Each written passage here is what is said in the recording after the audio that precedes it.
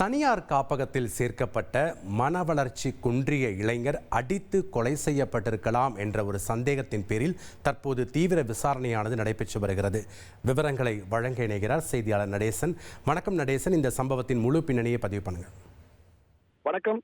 கோவை சோமனூர் மாதப்பூர் அம்மன் நகரைச் சேர்ந்தவர் ரவிக்குமார். இவருக்கு பானுமதி என்ற மனைவியும் ஒரு மகளும் வருண்காந்த் என்ற மகனும் உள்ளார்.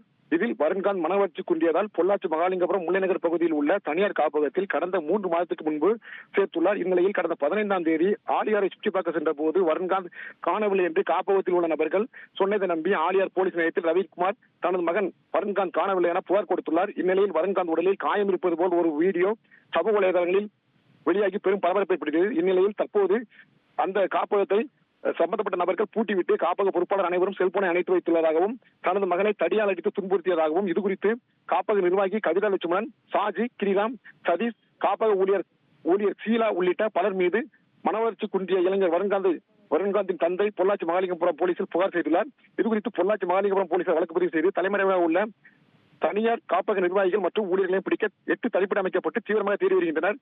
இந்த நபர்கள் போலீசார் கைது செய்தால்தான் வருண்காந்த் எப்படி கொல்லப்பட்டார், எங்கு புதைக்கப்பட்டார், உயிருடன் உள்ளாரா என்ற முழுமையான தகவல் தெரிய வரும். இந்நிலையில் மனவளர்ச்சி குன்றிய இளைஞர் வருண்காந்தை காப்பக ஊழியர்கள் தாக்கியதில் அடித்துக் கொண்டதாகவும் இதில் வருண்காந்த் உடலை பொள்ளாச்சி அருகே உள்ள நடுப்புடி பகுதியில் உள்ள காப்பக நிர்வாகி கவிதா லட்சுமணன் என்பவர் தோட்டத்தில் புதைத்து வைத்திருப்பதாகவும் தகவல் பரவியதால் தற்போது அந்த தோட்டத்தில் நேற்று முதல் இன்று வரை போலீஸ் பலத்த பாதுகாப்பு போட்டு அந்த பகுதியை கண்காணித்து வருகின்றனர். குற்றவாளிகளை கைது செய்த பின்னர் தான் வருண்காந்த் எப்படி கொல்லப்பட்டார் என்ற விவரம் தெரிய வரும் என போலீசார் தெரிவித்துள்ளனர். தற்போது மகாலிங்கபுரம் போலீசார் தனியார் காப்பகத்தின் பாதுகாவலர் ரித்திஷ் என்பவரை பிடித்து விசாரணை மேற்கொண்டு வருகின்றனர்.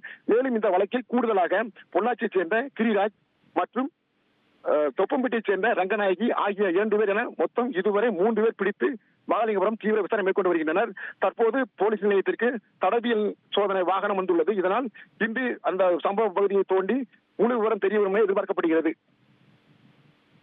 நன்றி நடேசன், உங்களுடைய தகவல்களுக்கு.